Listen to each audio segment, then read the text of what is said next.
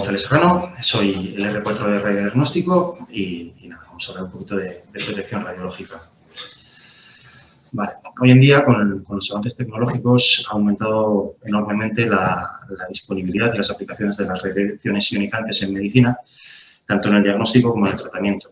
Yo me centraré un poquito más en el diagnóstico, pues porque es mi área, y también porque aunque las dosis sean menores que en tratamiento, el volumen de pruebas es infinitamente mayor, es inmensamente mayor. Estas pruebas de imagen basadas en radiaciones ionizantes han demostrado un valor clínico incuestionable para el apoyo a la toma de decisiones médicas. La Organización Mundial de la Salud ha llegado a decir que hasta el 80% de las decisiones médicas se apoyan en alguna prueba de imagen.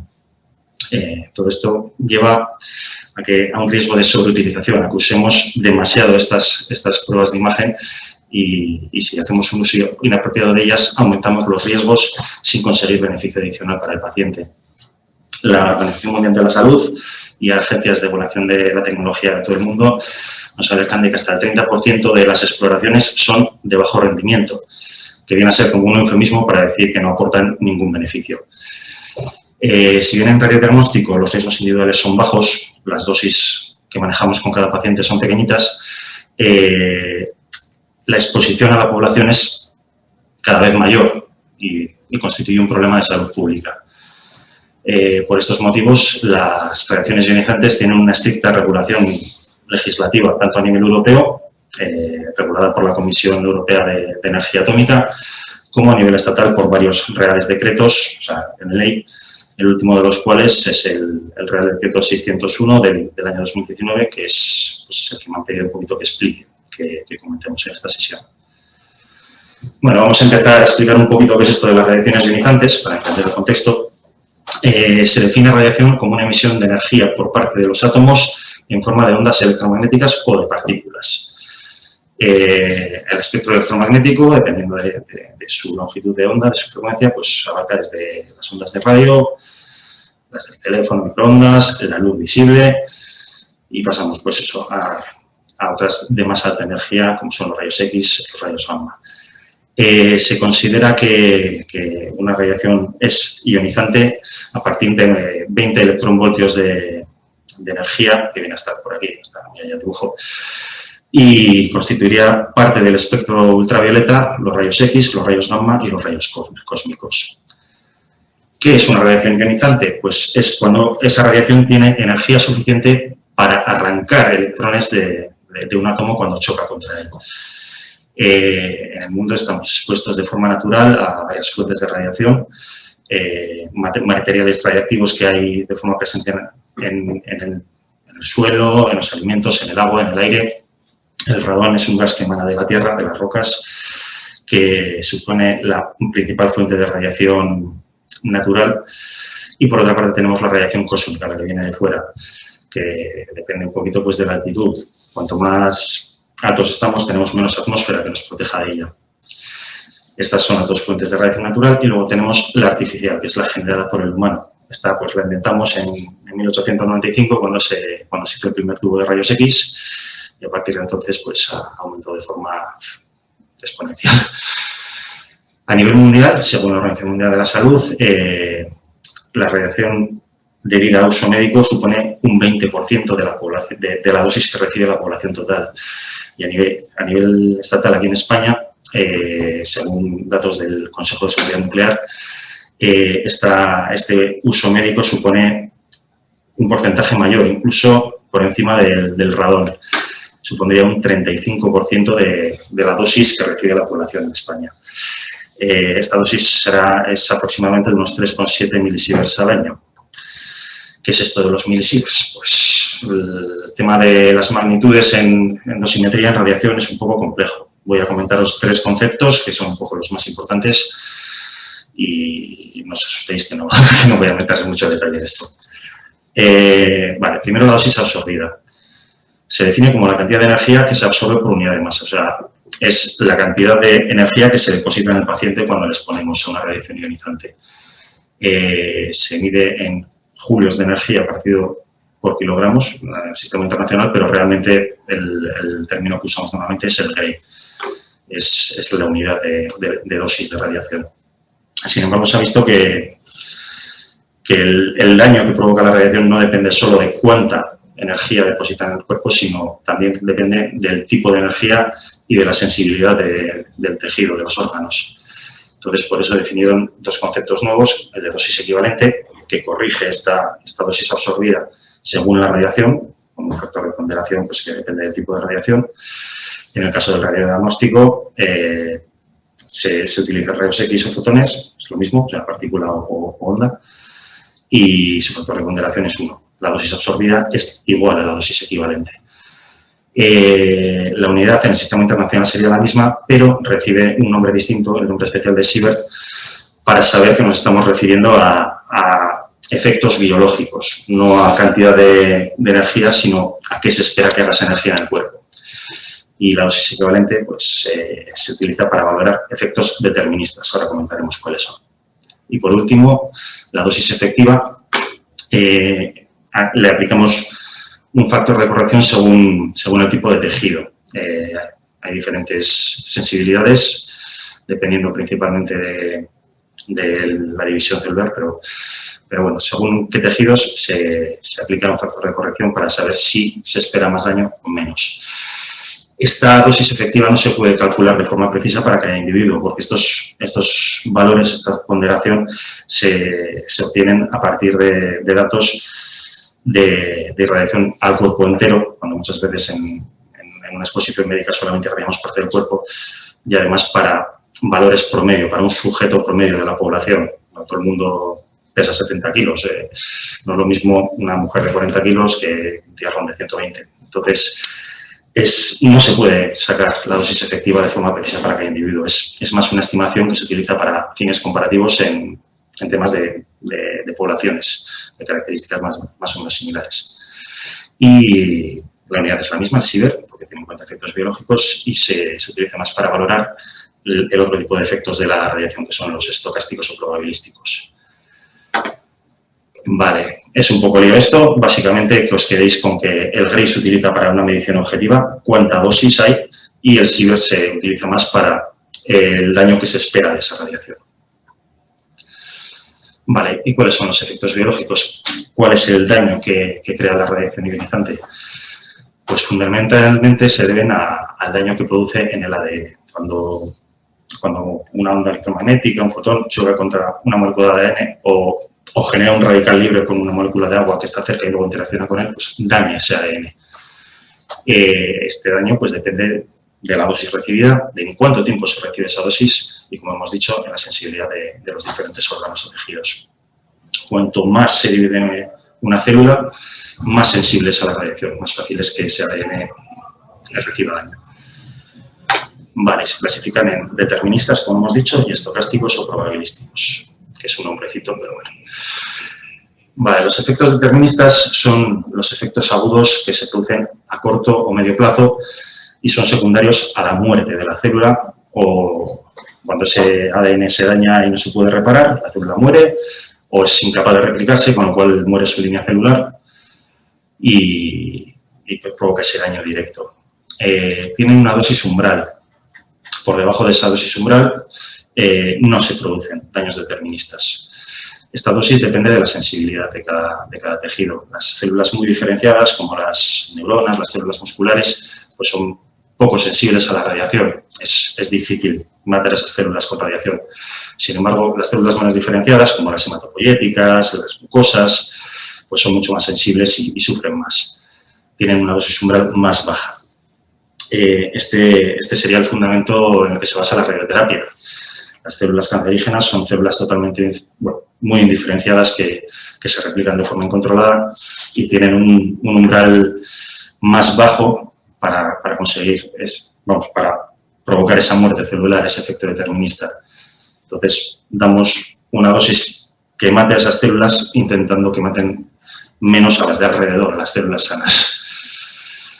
Y bueno, como decíamos, por debajo de la dosis umbral no se producen estos efectos, pero cuando la alcanzamos, cuanto más aumenta la dosis, más aumenta la gravedad de este efecto determinista. Es proporcional a partir del umbral.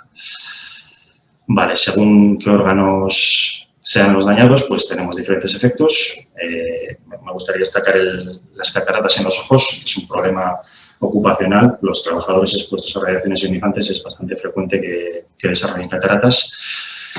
Y bueno, en dosis más altas pues puede dar keratitis, conjuntivitis. Y luego, pues en otros órganos, la piel es una zona muy frecuente en la que se provocan este tipo de daños. Y puede variar desde un pequeño eritrema, depilación, hasta incluso úlceras por necrosis que no curan y acaban en un injerto cutáneo. Luego, pues en médula ósea pueden provocar anemia, leucopenia, pancitopenia, de todo. En las gónadas provocarían esterilidad, diarrea, hemorragia digestiva, nefritis, neumonitis, pues, depende de qué órgano sea el que recibe, pues se da un efecto u otro. Y por otra parte, los efectos estocásticos o probabilísticos, que a pesar de que tienen un nombre muy complicado, es bastante sencillo. Son los efectos que se producen a largo plazo. No se deben a la muerte celular, sino a células que su ADN se daña, se reparan, pero no se repara adecuadamente. Se queda una célula viable, pero modificada. Estas células, al cabo de un tiempo, un periodo de latencia que puede ser incluso de años o décadas, pueden derivar en un clon celular maligno, que pueden provocar un cáncer reinducido. Básicamente, ¿qué quiere decir esto? Que los efectos estocásticos es un pequeño aumento en la incidencia de cáncer. Se ha visto que este aumento se considera significativo por encima de dosis de 50 o 100 milisieverts, que tampoco es una dosis muy alta. Ten en cuenta que esto se acumula a lo largo de la vida. 50 a 100 milisieverts pueden ser 5 o 10 tacs. O sea, no es una dosis que alcance muy poca gente, sino que es considerable. Y se estima que viene a ser hasta un 5% de aumento de la incidencia por cada sievert recibido. Esto a nivel personal, pues alcanzar un sievert solamente con pruebas de imagen es raro, pero a nivel poblacional es considerable. Un detallito, si la célula modificada es un óvulo o un espermatozoide, esta modificación pasaría a la descendencia. O sea, se puede heredar, para tenerlo en cuenta, sin más. Vale, no hay una dosis umbral, no son como los efectos deterministas. Desde la primera exposición puede desencadenar un efecto probabilístico, puede acabar en un cáncer reinducido, o hacerte un montón de exposiciones y no hacerlo nunca. Lo que sí se ha visto es que la probabilidad es proporcional a la dosis. No es lo mismo tener una papeleta en la rifa del barrio que tener 200. Entonces, pues hay que intentar reducir para disminuir las papeletas. Y la gravedad no tiene nada que ver con la dosis, depende del cáncer que se genere. Me gustaría reseñar que en la población pediátrica los niños son una población especialmente sensible por dos motivos. Primero, porque sus células se están replicando más rápidamente que en las personas mayores, que en los adultos, por lo tanto son mucho más sensibles a la radiación y por otra parte tienen una esperanza de vida general mucho más larga. Si se genera una célula de estas, pues tienen más tiempo para que degenere en un cáncer. Entonces, pues eso, especial cuidadito con los niños. Muy bien. Vale, y ahora que ya hemos visto un poquito qué son las radiaciones ionizantes y cuáles son sus efectos nocivos, pues vamos a ver qué es la protección radiológica. Se define como el conjunto de medidas destinadas a la protección de la población general y de los trabajadores expuestos contra los efectos nocivos que pueden resultar de la exposición a radiaciones ionizantes. Pues protegerse contra la radiación. Bastante claro. Es un proceso médico-legal muy controlado, tiene una regulación legislativa muy estricta. A nivel europeo está la Directiva 59 del 2013 de la Comisión Europea de Energía Atómica y a nivel estatal pues, se transponen varios reales decretos, el último de los cuales es el que os comentaré luego. Y aparte de esta regulación estricta también hay múltiples asociaciones que promueven la radioprotección, destacando la Comisión Internacional en Protección Radiológica, que fue fundada en 1928. Lleva ya tiempo haciendo esto y publica regularmente guías y recomendaciones que se siguen en todo el mundo. Bueno, los principios básicos de la protección radiológica son la justificación, la optimización y la limitación de dosis. Vamos a ver lo que son. La justificación viene a decir que toda prueba o tratamiento que pueda incrementar la exposición a radiaciones ionizantes debe producir un mayor beneficio al individuo que el perjuicio debido a la exposición. Esto es, que tenga una buena relación coste-beneficio. En diagnóstico, el riesgo es muy pequeño, es ese pequeño aumento de la incidencia de cáncer, pero claro, es pequeño pero real. Entonces, debemos prescribir una prueba de imagen solamente cuando aporta algún beneficio. Si el beneficio es nulo, a pequeño que sea el riesgo, ya la relación coste-beneficio no da.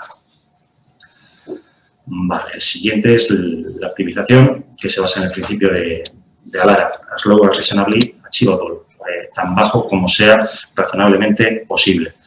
Hay que intentar bajar las dosis todo lo que se pueda, pero siempre manteniendo una calidad diagnóstica suficiente en la imagen. Si bajamos mucho la dosis, pero la imagen no nos vale para diagnosticar, pues tampoco vale para esa radiación.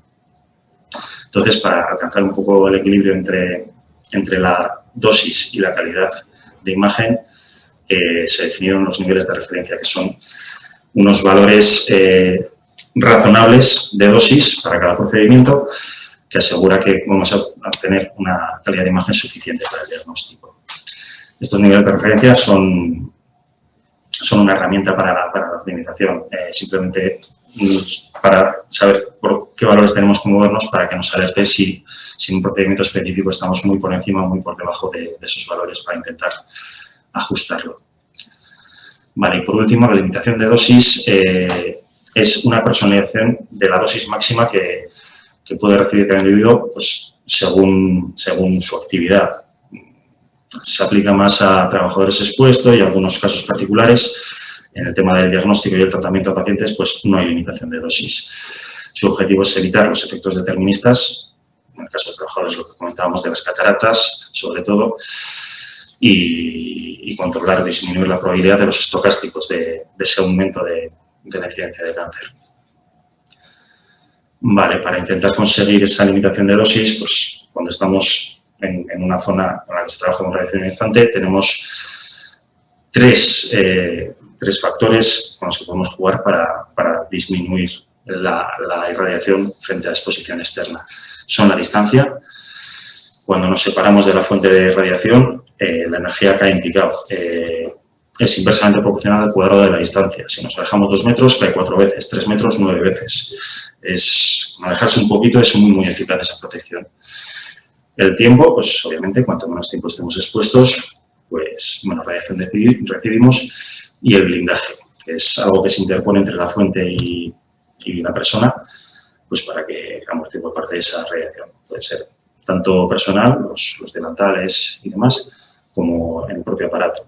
Algunos escudos que hay, las pantallas plomadas y demás. Vale, vamos a comentar un poquito el Real Decreto, que al final es lo que me han pedido que explique. Vale, pues vamos a ello. Intentaré que sea rápido. Vale, ¿cuál es el objeto? Pues establecer los principios básicos de la justificación y optimización en el uso de radiaciones ionizantes para la protección radiológica de las personas frente a las siguientes exposiciones médicas, que vienen a ser todas. Básicamente, viene a decir que es darle un marco legal a la protección radiológica. Empieza con la justificación, que es el primer pilar de la radioprotección, y dice que absolutamente todas las exposiciones médicas tienen que justificarse previamente. Hay que demostrar que se espera un beneficio de ellas, un beneficio neto frente al detrimento personal, o sea, los riesgos que provocan. Siempre hay que considerar técnicas alternativas disponibles. Si podemos hacer lo mismo sin exponer la radiación al paciente, pues una ecografía, una resonancia o otras cosas que no son de radiodiagnóstico, no me meto, pues hay que valorarlo. Vale. Tanto el médico que es prescriptor, que es el médico que solicita la prueba o el procedimiento, como el profesional sanitario habilitado, este término se refiere al radiólogo, al radioterapeuta o el médico nuclear, porque son los 3 profesionales que trabajan con radiaciones ionizantes. Pues eso, los dos deben involucrarse en el proceso de justificación. La decisión final, en caso de que no estén de acuerdo el médico que pide el procedimiento con el médico, con el profesional sanitario habilitado, la decisión final de la justificación queda a criterio del profesional sanitario habilitado. Esto es el radiólogo, el radioterapeuta o el médico nuclear. La decisión final la tomamos nosotros. Vale.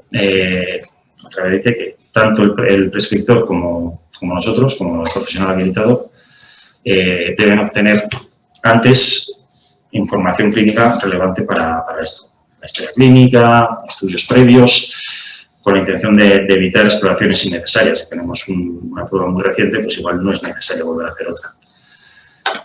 Insiste que hay que valorar la necesidad de esta prueba, valorar otros estudios que no impliquen radiaciones ionizantes y en caso de considerar necesaria la prueba, pues intentar hacerla con el mínimo número de estudios o proyecciones.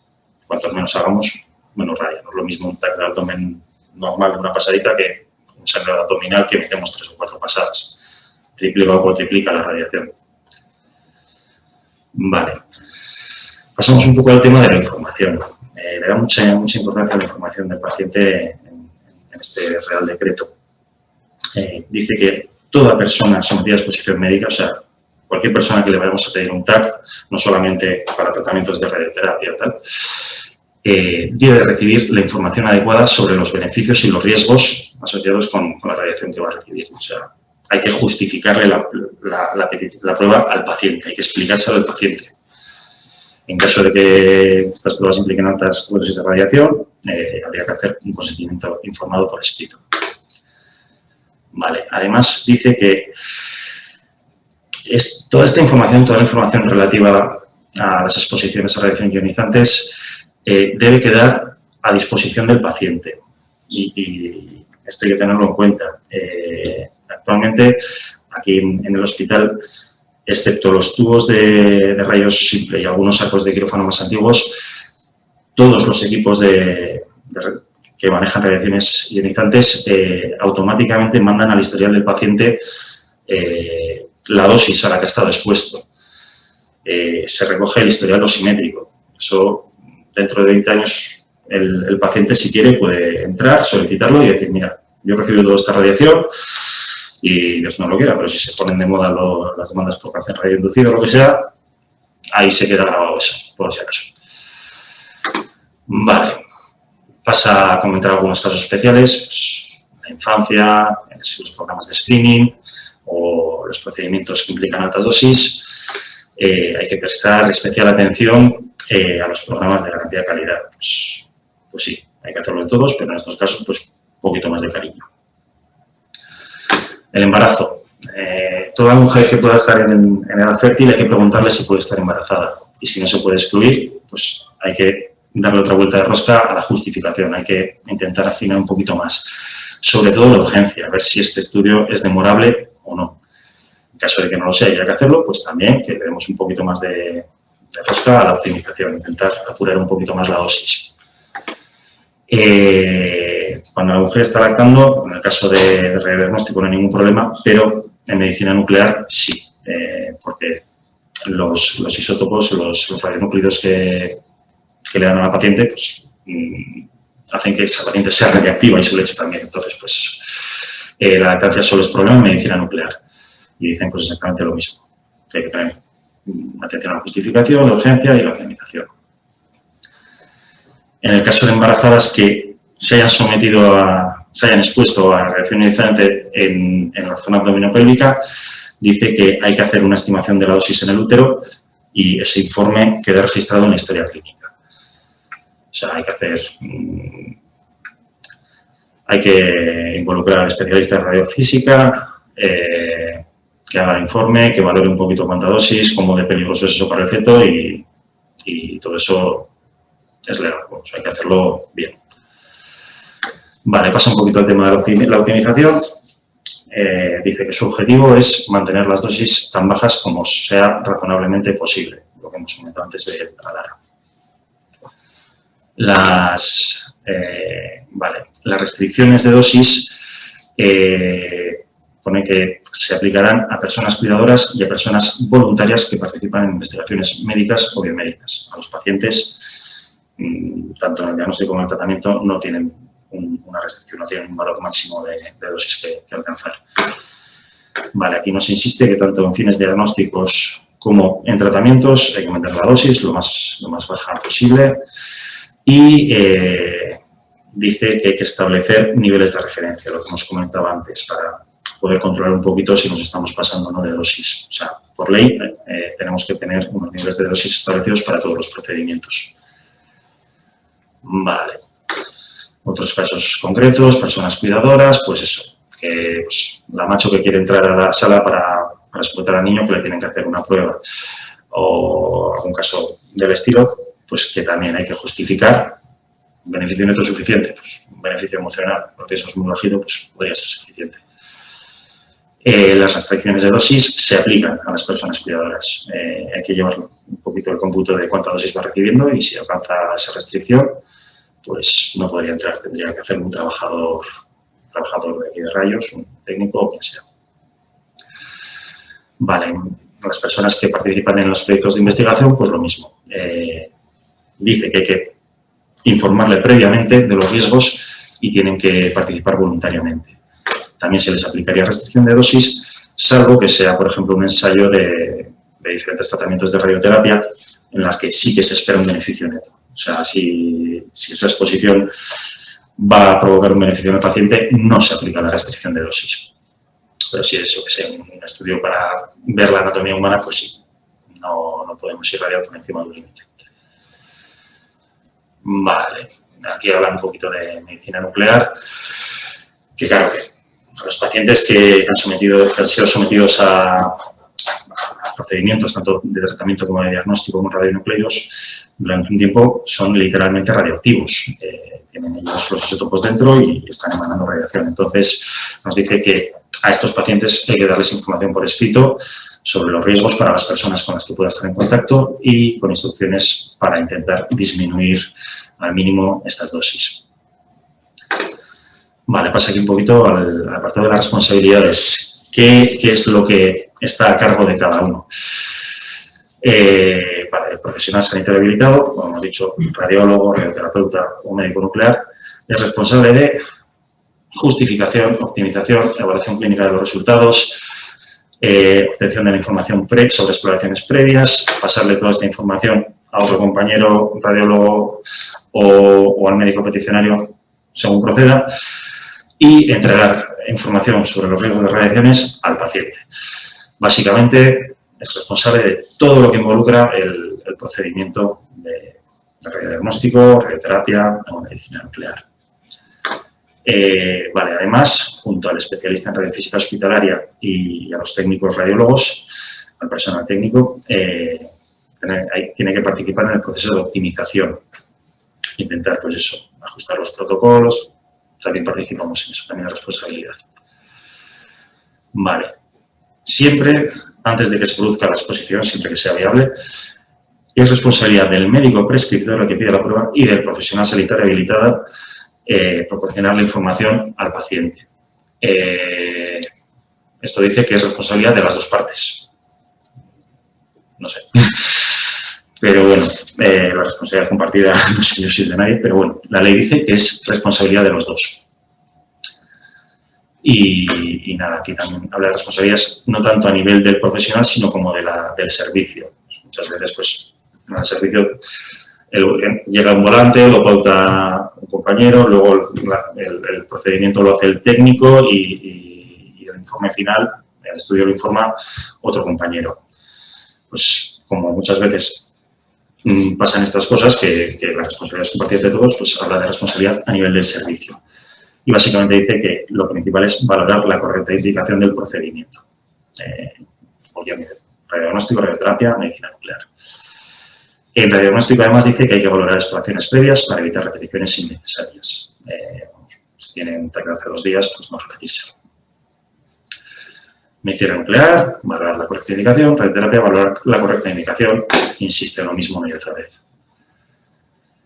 Vale, y ya por último, pues comentar un poquito las responsabilidades del especialista en radiofísica hospitalaria, que no son poquitas, la verdad. Principalmente, pues eso, es como la persona de referencia para solicitarle consejo. Aportará asesoramiento especializado en todo lo referente a la física de la radiación.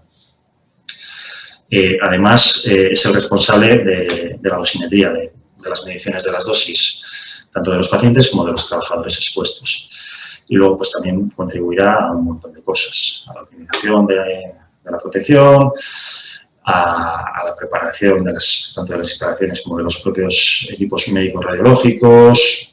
Cuando se instala uno nuevo, se encarga de la adaptación, lo pone en marcha, coge los niveles de referencia inicial, hace el control de calidad, vigila las instalaciones. Contribuyen a llevar el análisis y el registro de las exposiciones médicas accidentales, participan en la formación con los que nos dan los cursos de radioprotección y también participan en la elaboración del programa de garantía de calidad. Tienen bastante responsabilidad en todo el tema de las radiaciones ionizantes. Y aquí dice expresamente que se implicará más cuanto mayor sea el riesgo radiológico, como es lógico. Bueno, luego pasa a hablar de varias cosas que son más, pues eso, organizativo-legales. Pues dice que hay que establecer un programa de información de protección radiológica, que hay que llevar un registro de exposiciones accidentales, que hay que tener por escrito los protocolos de los diferentes procedimientos y varias cosas más que no creo que haya que meterse. Vale, y ya para ir terminando, pues otras consideraciones aparte de lo que dice la ley respecto a las radiaciones ionizantes, y no solo respecto a las radiaciones ionizantes, sino a todos los procedimientos, yo concretamente hablando de las pruebas de imagen. Hay otros riesgos, además de las radiaciones ionizantes, como por ejemplo los asociados al contraste endovenoso. El contraste endovenoso puede dar reacciones alérgicas, puede dar nefrotoxicidad, sobre todo en casos de insuficiencia renal aguda. Ahí hay que tener cuidado con el contraste porque puede hacer mucho daño al riñón. Y otros que no tenemos tan en cuenta muchas veces, que son la sobrecarga de yodo al tiroides. Esto es problemático en dos casos. En pacientes que están en tratamiento o en seguimiento con medicina nuclear por patología de tiroides, si le hacemos un TAC con contraste, saturamos de tal forma el tiroides que no va a captar nada de yodo por lo menos en un año. Tarda un año en lavarse. Durante ese año no se le va a poder hacer ningún procedimiento de medicina nuclear porque no va a captar el yodo radiactivo del tiroides. Entonces, hay que tenerlo en cuenta con estos pacientes. Y por otra parte, pues hay pequeño riesgo de tirotoxicosis en pacientes con enfermedad de Graves y con pacientes con bocio multinodular autónomo. Este no es tan importante desde que se usan los contrastes no iónicos, pero bueno, ahí está. Otras cosas ya menos médicas, más filosóficas quizás. Los hallazgos casuales, esos incidentalomas. Muchas veces, no sé si lo consideraréis un riesgo o no, pero muchas veces vemos algo, no sabemos qué es, no parece que sea nada malo, pero ya que lo hemos visto hay que ver qué es. Entonces, pues, metemos al paciente en una espiral de violencia de pruebas diagnósticas más o menos invasivas que pueden provocar iatrogenia, incluso grave a veces. Y aunque no provoquen iatrogenia, estamos generando enfermos. Estamos haciendo que una persona que por otra cosa pues igual no tenía ningún problema, le estamos mareando, le metemos el miedo en el cuerpo, le estamos haciendo que se sienta un enfermo. Eso, no sé, yo creo que hay que tenerlo en cuenta. Por otra parte, el tema de la falsa seguridad. Las pruebas de imagen, no toda la patología se ve en todas las pruebas. Hay cosas que no se ven. Entonces, igual se pide una prueba, no se ve nada, se informa como normal y te quedas muy tranquilo. Pero a veces no es que no esté, es que no se ve. Entonces, hay que tener un poquito de cuidado con esas cositas. Y otras cositas, el problema de la sobrecarga del sistema sanitario. Hemos dicho que hasta el 30% de las pruebas que se piden no aportan beneficios. Cada vez se está pidiendo más pruebas. Esto conlleva un coste económico muy alto para el sistema sanitario. Pues bueno, si es necesario, pero si no, pues es mejor evitar. Y luego tiene otro coste, que es el concepto de coste de oportunidad, que viene a querer decir que si saturamos la capacidad de los equipos de radiodiagnóstico, estamos retrasando exploraciones, estamos generando listas de espera, estamos haciendo que una persona que pueda necesitar más ese escáner tenga que esperar para que se lo hagamos. Vale, ya pues, dos cositas especialmente filosóficas, que este uso tan grande de las pruebas de imagen y otras pruebas complementarias están llevando a una tecnologización de la relación médico-paciente, un distanciamiento entre el médico y el paciente. Cada vez oye más a gente que se queja de que ha ido al médico y dice, es que ni me ha mirado, he estado todo el rato con el ordenador y ni me ha mirado. Y al revés también pasa. Médicos que dicen, coño, es que tengo que estar tanto tiempo con el ordenador viendo todas las pruebas que no tengo tiempo para llevar bien la consulta, para pasar bien la planta, para dedicarle al paciente el tiempo que me gustaría dedicarle. No sé si es muy habitual o no, pero sé que hay casos. Y nada, yo creo que tendríamos que intentar cambiar un poco los hábitos culturales. Existe una creciente concienciación social de los riesgos de las radiaciones ionizantes. Cada vez oye más la gente, te pregunta, oye, ¿pero esto tiene rayos? O hace un par de horas una macho no le quería hacer una radiografía a su hijo, pues porque decimos, no, que tiene rayos. Entonces, cada vez oye más, la gente cada vez tiene esto un poquito más en mente y creo que tendríamos que intentar cambiar un poquito algunas costumbres.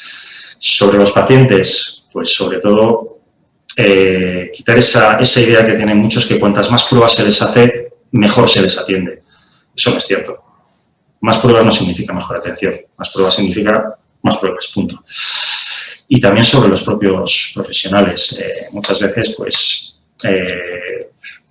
pedimos pruebas sin pensar mucho en la justificación. Pues, es que el paciente es muy demandante, pues le pides la prueba pues, para que esté tranquilo y ya. O, pues, por si acaso, para verlo mejor, no nos vayamos a comer algo. Hay que intentar afinar un poco más, hay que intentar afinar un poquito más. Vale, aquí os comento un poquito un monográfico que publicó la Sociedad Española de Radiología Médica de recomendaciones de pruebas de imagen que no hay que hacer. A veces lo mejor que podemos hacer con un paciente es no hacer nada. Es complicado, pero es cierto. Y nada, quería un par de citas. Esta de una antigua presidenta de la SERAM que dijo que la mejor forma de conseguir la protección radiológica de un paciente es no prescribir una prueba que no está sólidamente indicada. Pues sí, pero a mí me gusta más la versión de un adjunto mío que viene a decir que la peor radiación es la que no sirve para nada. Y es totalmente cierto. Además, esto se aplica también al tema de la optimización. Si te pasas de dosis de bajar la dosis y no vale para nada, pues no vale para nada. Respecto a esto, quería comentaros aquí, pues aquí vemos una tablita de diferentes pruebas habituales en radiodiagnóstico y cuántas dosis efectiva, pues es un poquito la estimación a población de estas pruebas. Vemos que pues, una plaquita de tórax radia muy poquito y si solo es la PA es muchísimo menos, es 0,02. Las radiografías de extremidades radian casi nada. Pero hay otras que ya sí que son considerables las dosis. La placa de abdomen radia de forma considerable. De hecho, estos datos son del Colegio Americano de Radiología, pero a mí siempre había visto 1 milisievert, que es un poquito más, pero bueno. Y la de columna lumbar, pues también. Estamos hablando de exponer a casi medio año de radiación natural por una plaquita de columna, ya veremos. Y luego los TACs, pues que obviamente tienen una dosis más alta. Pero bueno, destacar estas dos sobre todo porque sus dosis casi se acercan más a las de los escáneres que a la de las radiografías normales. Y sobre todo la placa de abdomen es como una pelea personal que tengo. Tiene 3 indicaciones la placa de abdomen, solo 3. Sospecha de obstrucción intestinal, sospecha de litiasis renal ureteral y sospecha de cuerpo extraño. Cualquier otra indicación, pedir una placa de abdomen por cualquier otro motivo, en la inmensísima mayoría, por no decir todos los casos, va informado como un luminograma abdominal inespecífico o alguna perogrullada similar que no sirve para nada. O sea, no va a aportar información útil. No va a aportar información útil. Aprovecho también para deciros que hay que pedir solo una proyección y en decúbito supino. Es lo que nos da más información. En bipedestación se superponen todas las estructuras, perdemos información, vemos menos y no nos aporta nada. O sea, La bipe no se hace. Vale, y la columna lumbar, pues no voy a daros tanto la chapa, simplemente decir que las lumbalgias sin signos de alarma, esto es que llevan menos de 6 semanas o no tienen otro signo de alarma, no hay que hacer prueba de imagen. Una lumbalgia que viene en urgencias y lleva 3 días, no hay que hacerle una placa. No está indicado, sin más. Vale, y ya para terminar, las conclusiones, las ideas que me gustaría que se os quedaran más. Lo primero, que la exposición, toda exposición a radiaciones ionizantes conlleva riesgos, pequeños, pero reales. Bueno, ese riesgo es real. Entonces, no pasa nada por hacer pruebas si hacen falta, pero hacerlas sin ningún beneficio, no hay que hacerlo. Esto viene a ser la justificación, pues eso, que todas las exposiciones tienen que justificarse previamente, demostrar un riesgo-beneficio favorable para el paciente, que la decisión final de la justificación es del radiólogo, el radioterapeuta o el médico nuclear. Si hay discrepancias entre el médico que pide el procedimiento y el radiólogo o los demás, tenemos, no solo podemos, sino que tenemos que rechazar la exploración. Es lo que dice la ley. El procedimiento. Radioterapia o medicina nuclear no es exploración. Vale, y por último, pues que siempre tenemos que valorar la historia clínica, las pruebas de imagen anteriores, ver si realmente es necesario hacer otra prueba, ver si podemos hacer otra prueba diferente que no implique radiaciones ionizantes, y si hay que hacerla, pues eso, intentar hacerlo con el mínimo de dosis posible, el mínimo de estudios o proyecciones. Sobre la optimización, quedarnos con el principio de Lara, que es intentar conseguir siempre la mínima dosis posible, pero siempre manteniendo una calidad diagnóstica. Y sobre la información, pues eso, que con este Real Decreto el paciente adquiere mucho derecho a la información. Hay que informarle siempre de todos los procedimientos que se le va a hacer, tanto diagnósticos como terapéuticos, pero también en los diagnósticos, de qué es lo que se espera obtener de esa prueba, cuál es el beneficio que se espera de esa prueba y del pequeño riesgo que supone la exposición a la radiación. Y luego, pues también dice el Real Decreto que toda esta información referente a la justificación, a la dosis, a todo absoluto, tiene derecho a ella, tiene que poder acceder a ella. Y así se está haciendo y está todo quedando registrado en la historia clínica del paciente. Pues estos son los 3 pilares del Real Decreto, las 3 ideas principales: la justificación, la optimización y la información. Y eso es todo. Muchas gracias.